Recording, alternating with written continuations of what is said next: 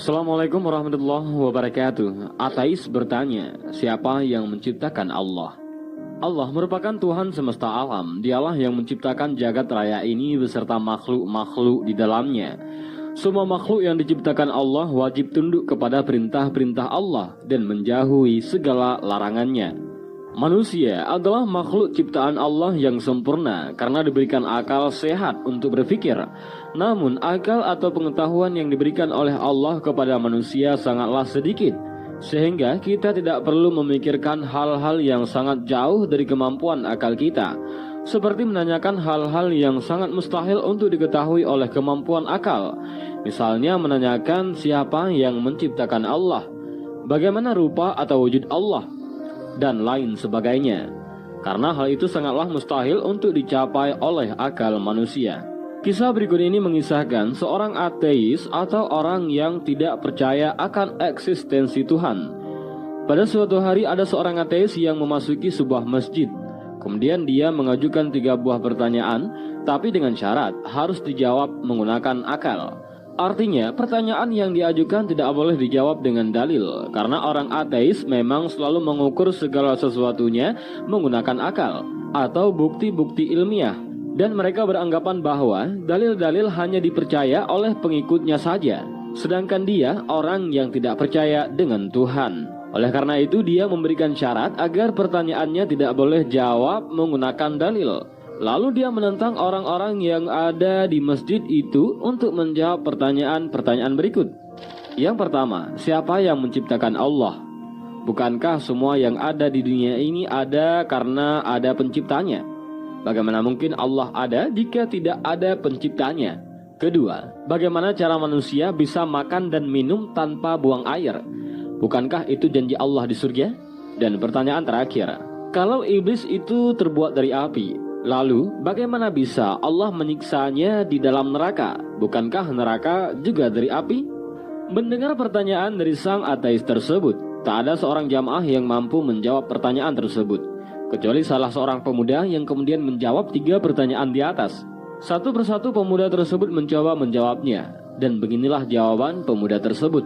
Jawaban untuk pertanyaan pertama, pemuda itu berkata, apakah engkau tahu dari angka berapakah angka 1 itu berasal, sebagaimana angka 2 adalah hasil dari 1 tambah 1, atau 4 yang berasal dari 2 tambah 2? Ateis tersebut hanya bisa terdiam tanpa memberikan jawaban. Lalu pemuda itu melanjutkan, jika kamu tahu bahwa 1 itu adalah bilangan tunggal, dia bisa menciptakan angka lain, tapi dia tidak tercipta dari angka apapun. Lalu apa yang membuatmu sulit untuk memahami bahwa Allah itu zat maha tunggal, yang maha mencipta tapi tak bisa diciptakan? Lalu lanjut jawaban yang kedua. Pemuda tersebut mengatakan, saya ingin bertanya kepadamu, apakah kita ketika di dalam perut ibu kita semua makan? Apakah kita juga minum? Kalau memang kita makan dan minum, lalu bagaimana kita buang air ketika dalam perut ibu kita dahulu?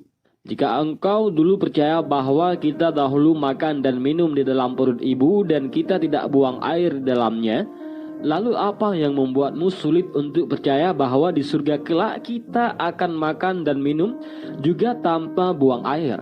Lalu lanjut ke pertanyaan yang ketiga. Ketika menjawab pertanyaan ketiga, pemuda tersebut tiba-tiba menampar ateis tersebut dengan sangat keras. Ateis tersebut pun merasa kesakitan dan marah-marah kepada pemuda tersebut. Lalu pemuda tersebut berkata, tanganku ini terlapisi kulit, tanganku ini dari tanah, dan pipimu juga terbuat dari kulit dari tanah juga. Lalu kita keduanya dari kulit dan tanah juga. Bagaimana bisa engkau merasa kesakitan ketika saya menamparmu? Bukankah keduanya tercipta dari bahan yang sama, sebagaimana iblis atau setan dari api di neraka? Ateis tersebut hanya bisa terdiam dan tertunduk tanpa bisa membantah apapun. Dari kisah ini mengajarkan kepada kita bahwasanya tidak semua pertanyaan yang terkesan mencela dan merendahkan Islam harus dihadapi dengan kekerasan. Justru kita harus menghadapi hal-hal seperti itu dengan ilmu. Seperti pemuda tadi yang dengan cerdas mampu menjawab pertanyaan-pertanyaan yang mungkin bagi kita pertanyaan tersebut sangatlah sulit untuk dijawab. Itulah salah satu contoh pemuda Islam yang memiliki budi pekerti yang tinggi dan memiliki ilmu pengetahuan yang luas. Lalu siapakah pemuda yang menjawab pertanyaan-pertanyaan tadi? Ada yang mengatakan bahwa beliau adalah Imam Abu Hanifah rahimahumullah ketika beliau masih muda. Dan demikianlah kisah ini, semoga kisah ini mendapat manfaat bagi kita semua. Amin ya rabbal alamin. Allahu a'lam bishawab. Assalamualaikum warahmatullahi wabarakatuh.